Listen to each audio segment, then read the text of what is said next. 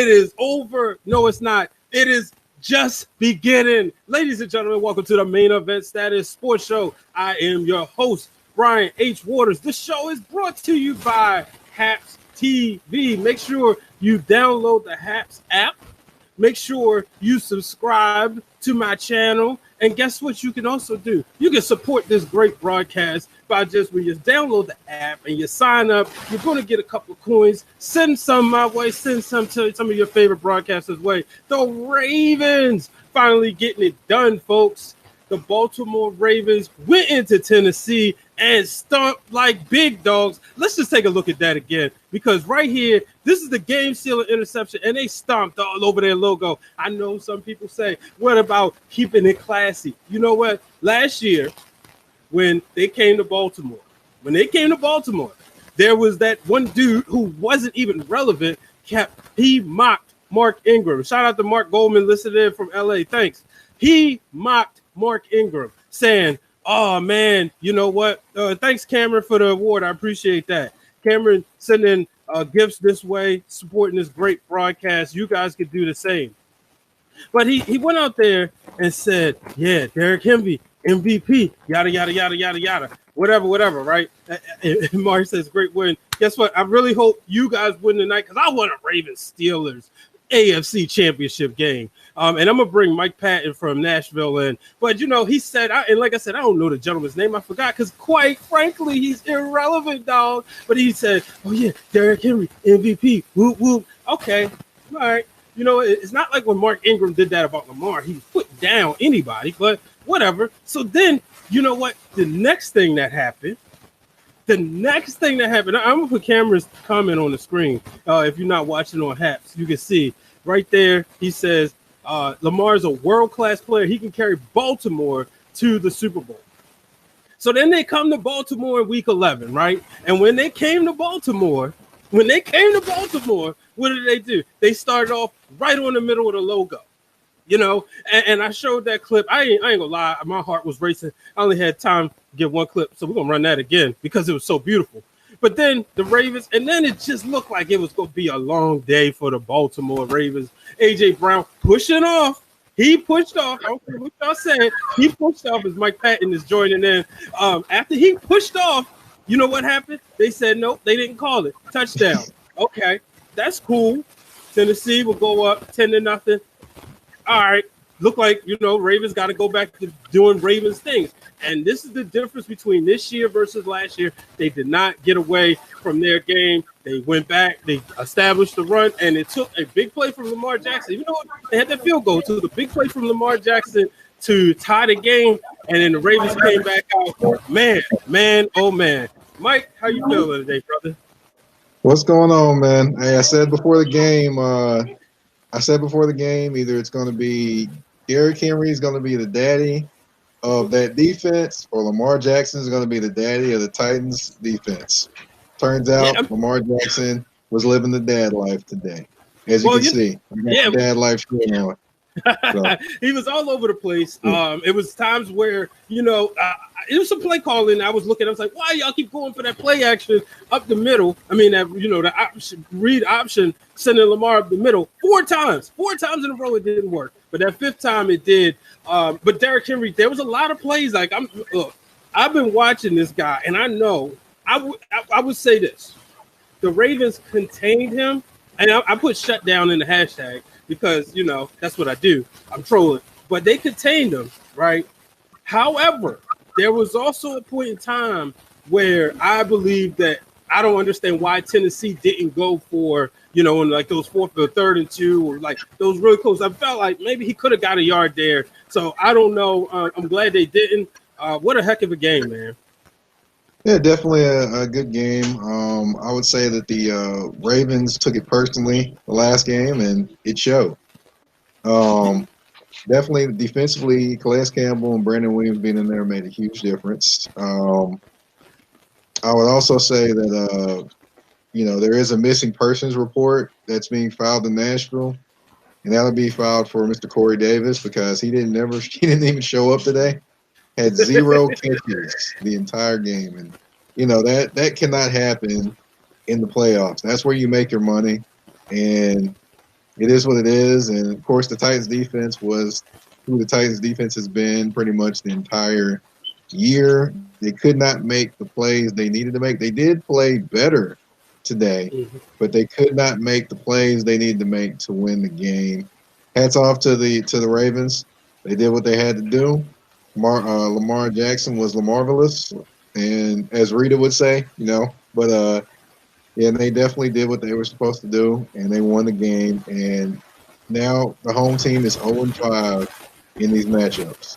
So if it happens next year and the Titans are in Baltimore, then it could flip. But you never know, and you got to give your hats off to the Ravens. And I loved at the end that they actually stomped on the logo. I thought that was funny.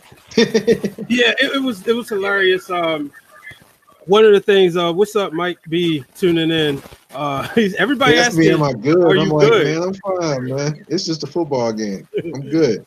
Well, I mean, let's be real, bro. Was it last year you had to deal with the Super Bowl loss? I believe you said you were a bigger Niners fan anyway. So that was tough. You know what I mean?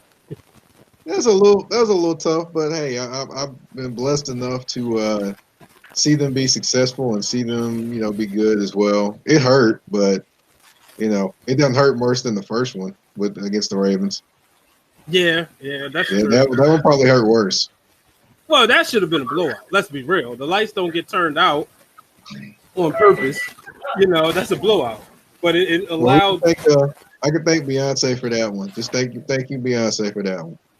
I always said with that one during that game, I said we're not that much better than the Niners, but we got some momentum, and the second half clearly showed that. But was it unforgivable? You see the comment down there? Which one? You see the comment down there? Somebody said, "Yo, that was disrespectful." How they feel about stomping on the Titans logo? I actually don't feel bad about it because I'm like, hey, the Titans did it first. They came back and did it. It's all fair and loving football. It's what it is. You're gonna be able to take it. Like I mentioned on before you got here. For those just tuning in, thank you for joining. Download the Happs app if you haven't done so. You get quite a few coins. Use those coins to support other broadcasters like myself and Mike. Here's the thing. It's one thing to come out there and like last year they came in, they did what they had to do, they beat the Ravens. But then when the guy went to the podium, and you obviously would know his name, he's irrelevant to me, and he was saying all this stuff about Derrick Henry, I said, man, look, okay, you went too far. I get it, but you didn't have to do that. Mark Ingram wasn't saying that. He wasn't particularly, he did something himself or whatever. Then the logo stomp and all that was uncalled for. Like, y'all won. What are y'all doing that for? What did the Ravens do? It's not like the Ravens said anything. So for them to come to Baltimore and do that, and then you saw Malcolm Butler, who was very annoying today. That play with Dez Bryant, kind of. And shout out to Dez Bryant. First playoff victory since the Detroit game. I know he wasn't really in the. I see somebody's upset about the Ravens. I know he really wasn't he didn't have a catch, which the field looks slippery to me. And I'm saying that. I'm sitting there like, what wide receivers are certainly slipping. But I thought that with the Ravens, they played a heck of a game. The offense really, they took what Tennessee could give them. It was some questionable plays. I was sitting there watching. I'm saying, why are you guys going for these, why are you keep going for that play, the read option, and why not use Gus and Dobbins more? But in the end, when it counted, you could see they did what happened to them last year. They wore Tennessee's defense out, and they kept Derrick Henry off the field. As good as Derrick Henry is, you have to look. Everybody knows he gets better in the fourth quarter. And because he gets better in the fourth quarter, you got to look out for it. And then the Ravens, I think they did a great job doing just that. I think the one thing that caught up to the Titans today, they were on their third offensive tackle on the left side. Taylor Lewan out for the year. Then the backup gets hurt out for the year. Quisenberry's there. So that definitely played a factor in just basically the physicality of the Ravens. They were playing on the other side of the football front. That was huge.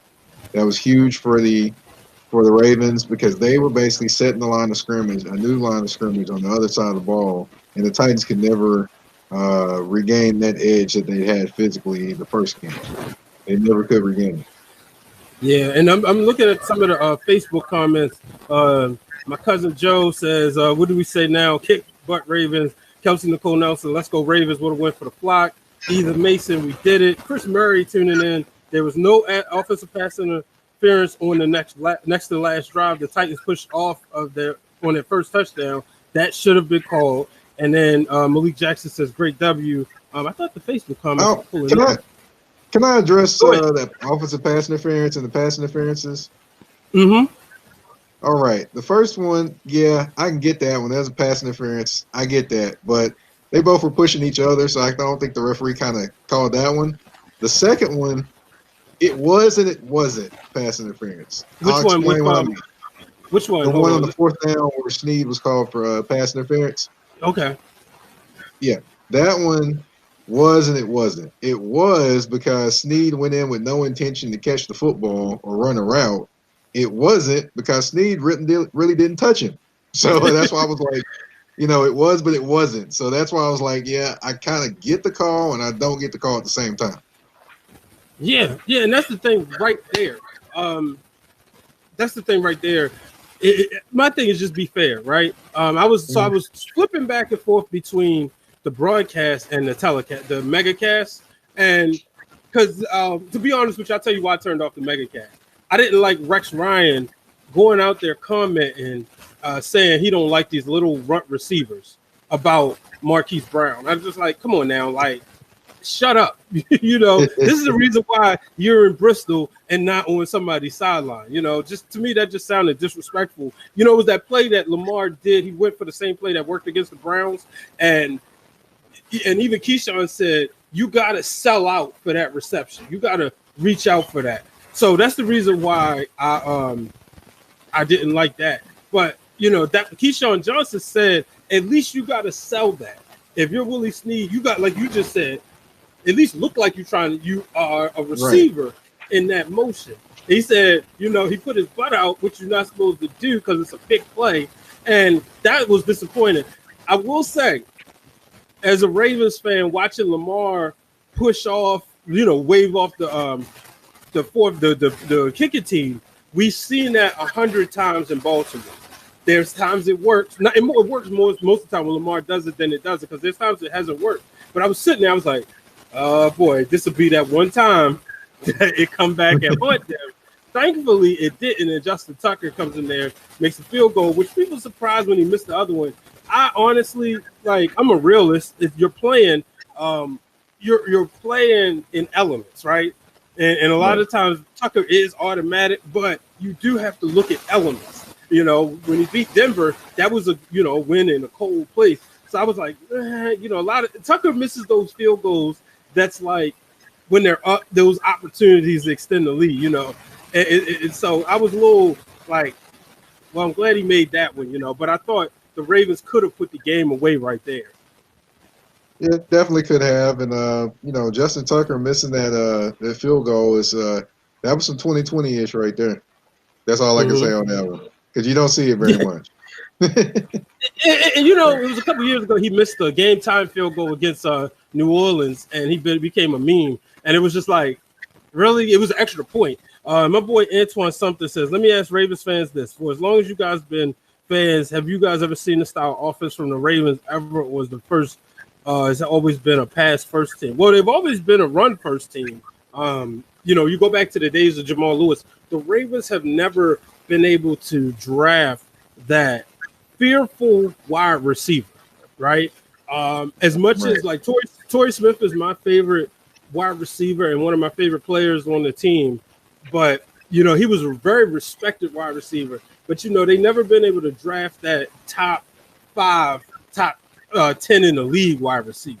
We had Anquan Bolden here, and he was kind of like a dog. There was a thing going out and said, if you were if you could have 2 people, a player on offense, a player on defense, to for your team to have one more run, who would it be? For me, it would have been Ed Reed and Anquan Bolden, because you look at those clutch moments. But that's the thing, the run game has always been solid here in Baltimore. Yeah, Yeah, definitely. I don't. Yeah, I don't get that comment talking about the passing game because yeah, definitely the Ravens have definitely always been a run team with Jamal Lewis and going on back. Definitely. Yeah, The looking at Titans some have of these, definitely been that team as well, but the Titans they just you know they're probably going to lose their offensive coordinator this offseason too. That's another thing to who mention. Arthur the Smith is Titans. on everybody's head coaching list right now. It's funny you say that. It's funny you say that because I haven't heard nothing about Wake Martindale or Greg Roman this year. Well, I know Greg Roman's not getting the job, but as far as he's lucky to keep his, I would say. Yeah. But Wink Martindale potentially, yeah, you potentially could get a job, but I don't think. I honestly think he'll be back. He'll be back there next year. To be honest. Yeah, a lot of people asking, can this Ravens offense be one that wins the Super Bowl, right? And if I take my bias out of it, right, I will say the offense is running the football.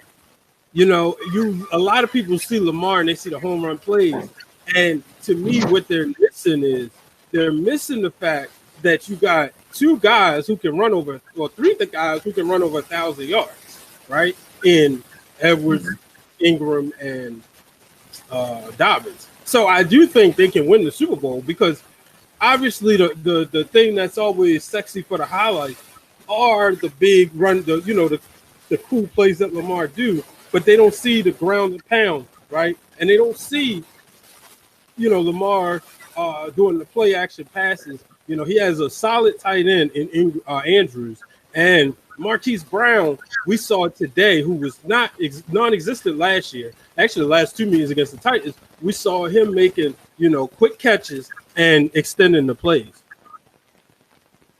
Yeah. Oh boy. I'm sorry. I'm just thinking over this game, and I keep seeing these comments over here too. My What's pastor that? tuned in. I said my pastor tuned in on Facebook and says if we keep running, we'll keep up with anyone. He says just keep controlling, just keep running and controlling the clock. Shout out to my pastor, Dr. I'll say Derek this. L. I'll say this about the Ravens. I like the Ravens and how they're constructed. Do I think they can beat the Kansas City Chiefs? No. Here's the reason why I don't think they can beat the Kansas City Chiefs. I'm not trying to down the Ravens for all the Ravens fans. I'm not trying to down them. I'm just throwing my opinion out there. But the only reason I think they don't beat the Ravens, the Chiefs, is because I don't think they have enough weapons in the as far as defensive weapons to take on their offensive weapons. Because I don't know who's taking Kelsey. You got Hardman, you got Le'Veon Bell. You can line up in the slot too. You've got all those different guys, and I think Marcus Peters, as well as he played today, I don't think he plays well against that team and all those weapons. That's where, and they know him from being in Kansas City, so that's part of the issue I have there. But I still think they're capable of winning the Super Bowl and being that team, or going to the Super Bowl, but. I can't put them over the Chiefs right now. The Bills, I can see them beating the Bills. I can see that happen. But I can't see them in good conscience beating the Chiefs at this point. Well, okay, so in the history of Lamar Jackson versus Patrick Mahomes, because that's what we have to go with, right? This year was a blowout. It's 34-20, but the Chiefs have ran away with that game. I think at one point it was 34-13. You go back to the first lady says the Ravens will turn into the Super Bowl Ravens next week. The Ravens, all right, 28-33. And I believe that was the play. No, there was in December of 2018 when they lost in overtime by 3, where the Ravens had him, and Lamar Jackson obviously wasn't fully Lamarvelous yet, but I think the issue there was that they didn't blitz on a third down where they could have had Mahomes. And understanding both teams gotten better, but it comes to this, controlling the clock. I think mentally Baltimore fans have to prepare for Kansas City next week. It would be nice to go to Buffalo, but I think that we do have to mentally prepare Cameron says that Andy Reid will lose the game for KC. He makes bad calls and late decisions. The Ravens keep it close. Reid will lose the game. That's another thing. John Harbaugh wants to.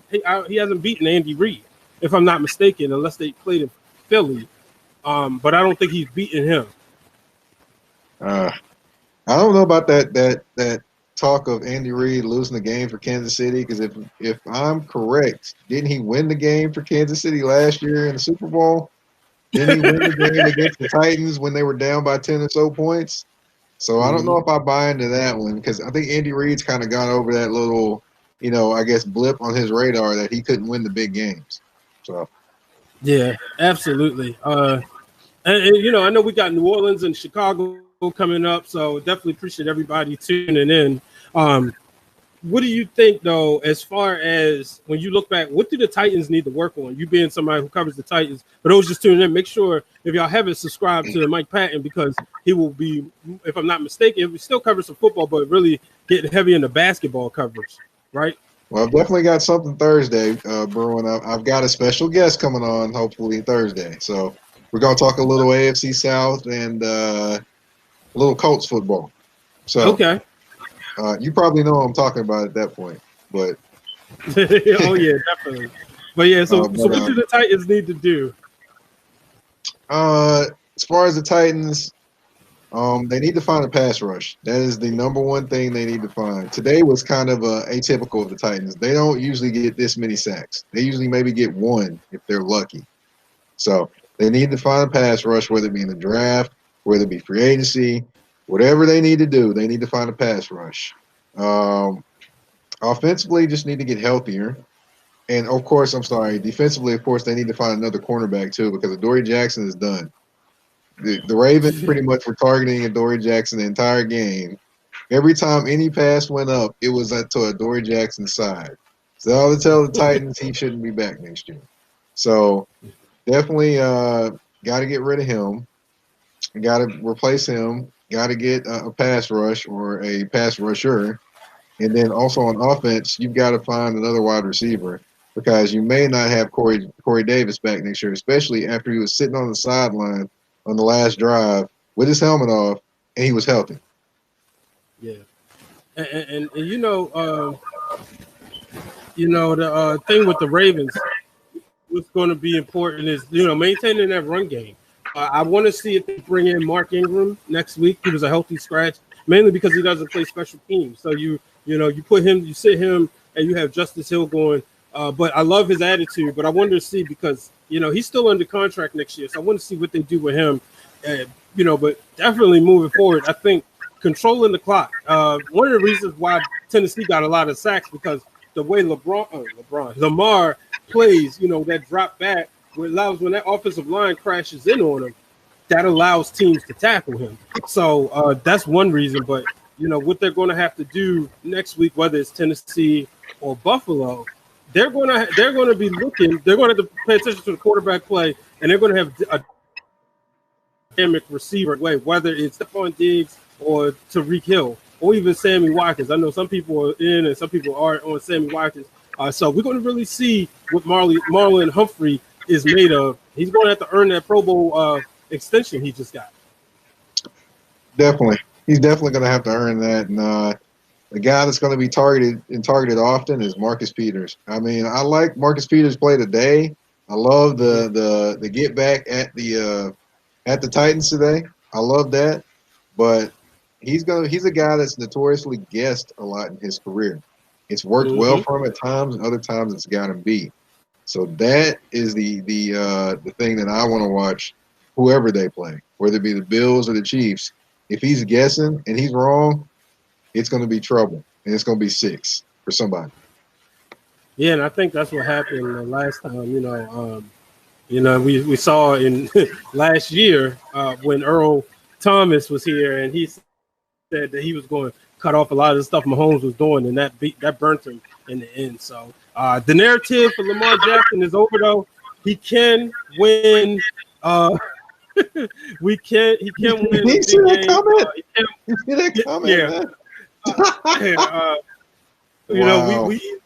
Lamar Jackson can win a football game. He can win a playoff game, like they've been saying. This has been playoff football for the Ravens since that loss. Since that loss to the Steelers, it was win or go home. So they needed to get it done. I was, watching the 410 Sports Talk Show, which Josh Harris, Lamar Jackson's quarterback coach, was on, and that's what he said. Everybody wants to say, can Lamar win a playoff game? They've been in playoff mode since, and now people say, can they get it done against the good teams? Well, the Tennessee Titans is a good football team. They're division champs, and the Ravens were able to get it done. I'm not a fan of Steve Levy at all. Never was. Nothing personal. Just not a fan of his commentary. Frankly, wasn't a fan of him on SportsCenter. Interacted with him a couple of times. But what I will say is, when he said the Ravens aren't built that way, they aren't built to come back from down 10-0 because they've never done it before. And a lot of people forget the Ravens were down to the Colts at halftime and they came back and won. And today they came back and won, and they went on to score. What was it? 17 unanswered points, I believe, or 13 unanswered, something like that. So that was important for them, and that is important for them to move forward. And I mean, they're my Super Bowl pick for obvious reasons, but also I think that they got hot at the right time. They play with a lot of adversity, and I think they'll get it done. Even with like the play where AJ Brown, got tackled when they needed that first down. They look okay. We can't beat him in a hands-on one-on-one match, but you got to be able to tackle, and that's one thing they did today was tackle the big guy, Derrick Henry. Yeah, Derrick Henry is going to think about this game a lot in the offseason. It's going to be interesting to see, especially if Arthur Smith comes back or doesn't come back. I'm sorry, how this offense looks with Derrick Henry, because I believe if Derrick Henry, if Arthur Smith doesn't come back next year, that this offense will not be as run heavy as it has been this year. I honestly believe that. Wow. Now, real quick, I know I keep saying real quick. Would you any quick thoughts on the games yesterday? On which one? I'm sorry. Any quick thoughts on the games last night and yesterday, the playoff games? Games last night. Bills did what they were supposed to do. The football team, they hung tight and pushed the Tampa Bay Buccaneers. And as far as the other game, I'm trying to remember what the other game was. I'm kind of losing it right now. Seattle and Los Angeles. As far as that game, I was amazed that Russell Wilson looked so ordinary in that game. And Jalen Ramsey did Jalen Ramsey things. Yeah. So I expected that, but I just didn't expect that the Seattle Seahawks would lose that game. I just didn't expect them to. And, shout out to the Rams. You got the best defensive lineman and the best defensive back in the NFL on the same team. Yeah. I wonder, shout out to Peter tuning in. Peter tuning in from Seattle, one of the CEOs and the leaders here at Happs. Said, the Ravens had a strong showing today. One of the things I got to ask you this, because I don't know if we got a chance to talk about it in the group chat. Do you believe Washington has found their quarterback in Heineke? Is he's somebody that you think they should give a look to? Well, I think they'll give a look to him, and I think they should, just based off the performance here. However, do I think he should be the leading candidate? If he's the leading candidate and he's just had one game of a strong showing, then you've got other issues going on, and that's with your personnel people. and what about what's his name? Deshaun Watson. Rumors are he would accept the trade to the Miami Dolphins. He has a no trade clause. Do you like that move? Especially knowing, what the Dolphins have. I like that move, actually. He would fit the Dolphins, and I think him and Flores would be a good partnership. However, there's one team I would love to see him go to, and they're one quarterback piece away. And you know what team I'm thinking about already? Who? That would be the 49ers. Oh, absolutely. Can you imagine the Bay Area? Man, if you put Deshaun Watson in there for Jimmy G, that team is putting up 30 points a game, and they're in the Super Bowl. That's how much I think of Deshaun Watson. Okay, I believe in him a lot. I would love to see it. Like I said, 49ers are my second favorite team, so he would definitely be fun. See somebody fun to root for. The big main is saying the Bears. Let's say 18 bucks. That be the Saints, man. Don't disappoint yourself, big man. Don't disappoint yourself. And I'll go with it. And I'm going with the. Oh, they must be talking too. You going to the Cleveland Browns tonight? Yeah, they're going to win this game 27-24 over the Pittsburgh Steelers tonight. Oh, okay. That would be interesting. It would send the Ravens to Buffalo, and we could see how good Cleveland is. It's Baker versus Mahomes. That would be a fun matchup to watch. Yep, that would definitely be a good one, but it'd be more like Kareem Hunt and Nick Chubb if they were going to win. Because you definitely can't let Baker throw the football 30 to 40 times and win a game. No. Yeah, that's true. That is true. So, my thoughts on yesterday's, I thought, I didn't like the Colts, some of their play calls and some of their mistakes, but I also didn't like I wasn't in love with the Bills during that game yesterday either. I thought they did enough to win. But, like, for instance, I liked what the Rams did yesterday. I like what the Ravens did today. I didn't really care too much for Tom Brady and them. I thought that game could have been won by Washington if they just had a couple more pieces or a couple more things to do. So we shall see. Right. Shout out to the defense getting to Tom Brady. And that's the thing. Is Tampa's defense enough to go against perhaps the Saints? I don't think so. Yeah. We're definitely going to see what happens, right? The playoffs, it's, if anything unpredictable happens, we can just say, man, that's so 2020. Somebody said you look like Myles Garrett. Well, they're called to look like Myles Garrett now and Golden Tate.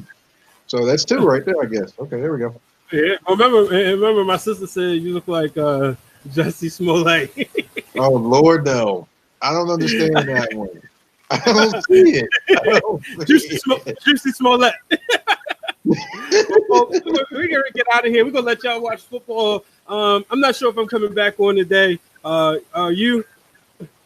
I probably am. I got to break down the Titans stuff, so I got to break it all down from the Titans perspective.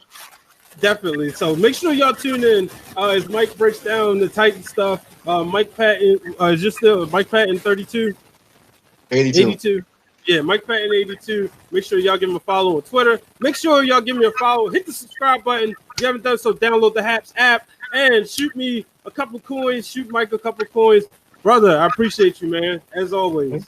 No problem, man. I got to get set up. I'll probably be on in about 5-10 minutes. All right. Well, I'm going to go ahead and roll this footage one more time as I get out of here. And the Ravens getting it done as they did. Man. Let's see. Let's loop that again. A Baltimore stomp all over the Tennessee Titans logo. So long, everybody.